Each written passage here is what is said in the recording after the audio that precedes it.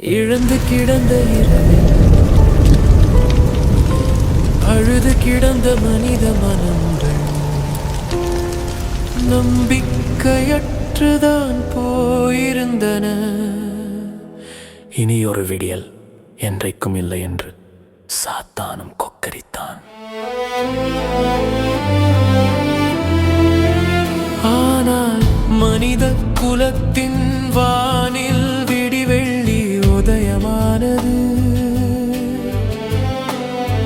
பெத்தலையில் அது அவதாரமானது. குறித்த நாளில் கல்வாரியில் சிவப்பு கோலம் ஒரு விடியலின் சிவப்பு இரத்தத்தால் அங்கு வரையப்பட்டது.